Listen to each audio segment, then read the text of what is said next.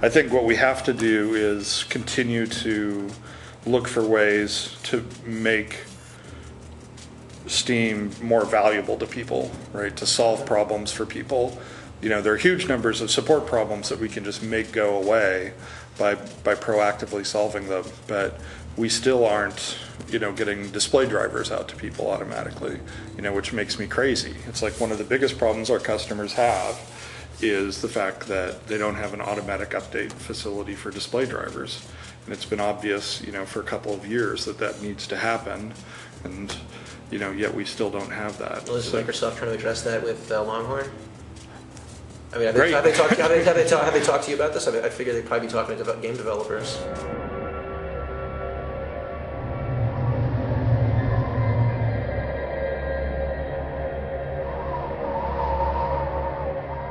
You know, I'd be more likely to be excited about NVIDIA or ATI saying that they were going to have solutions than expecting that Longhorn's going to wave a fairy wand over anything. I mean, they keep cutting and cutting and cutting, and I think expectations for sales of Longhorn are getting less and less. So,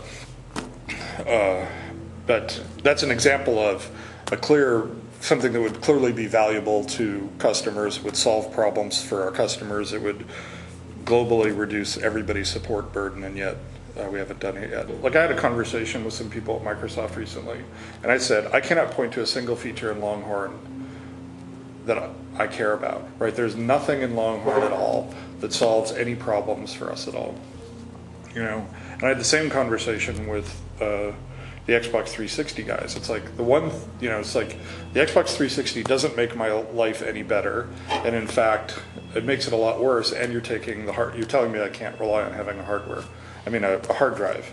And when I look at what I need to compete with, right? The most interesting game property right now is World of Warcraft. Huge retail sales and huge recurring revenue, and not only that, but they have a great experience wrapped around it. Whether it's their forums or community art or whatever, they're not only getting their customers to play the game, they're getting their customers to make the experience more valuable for other people who play the game. So I'll go up and download music and watch the movies that people have created and see fan art and do all these other things. So when I look at like sort of what a platform needs to help a software developer do right now, it's figure out how to beat World of Warcraft. And when I look at the strategies that are being put forward by Microsoft on the system side or on the Xbox side or Sony or Nintendo, they're not making my life easier. Like the PlayStation 3 makes my life as a software developer much harder.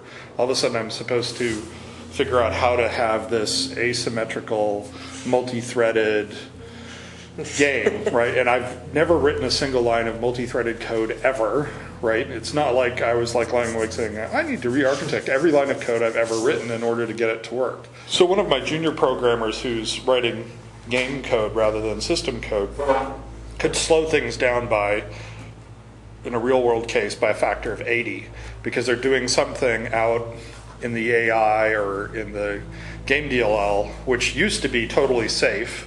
And now all of a sudden the whole system just slows down. And then one of the really experienced programmers have to go in and say, oh, you can't tell that you're doing this, you ran out of registry space and this other thing happened, and no, there's no debugger that shows this to you. And writing for SPEs and writing in a PlayStation 3 environment, it's like there are incredibly few programmers who can safely write code in that environment.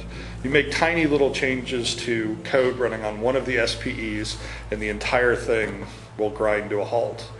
And you have no visibility into why that's happening. It's just sort of magically running really, really slow. And it's also incredibly hard to architect things at the beginning so that you can distribute all of your functionality on all of these different processing units.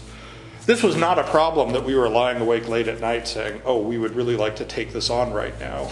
You know, we were worried about little things like billing and forums and wikis and things like that, right? I totally see why Sony wants people to write code that runs on 7 SPEs and a central processing unit, because that code's never going to run well anywhere else, right? They're saying, you know, make your code not run on anything other than one of ours, and we're betting that we'll have market share that's so high that everybody will have to write code for our platform, and other people will just, will just starve the air from the other platforms by absorbing everybody's R&D budget and making their code less portable. Steam essentially was like, here are a set of tools that software developers need, focused on solving the problems that we have with these next generation of games.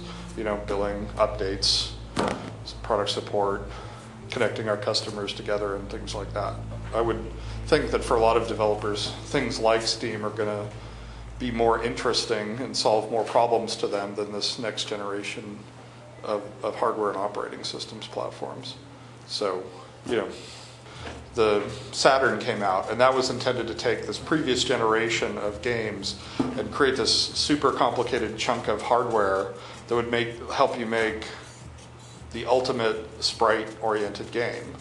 And Sony came along and said, no, it's not a sprite problem anymore, it's a 3D graphics problem. And I think that a lot of developers are going to say, that's not the problem. That's another Sega Saturn. What we really need are problems with making our, how do we connect to our customers, get data from our customers, get updates to our customers, have closer relationships? How do we compete with the customer experience that you get out of being a WoW customer more than how do we, blast another set of pixels at what is essentially a 640 by 480 screen?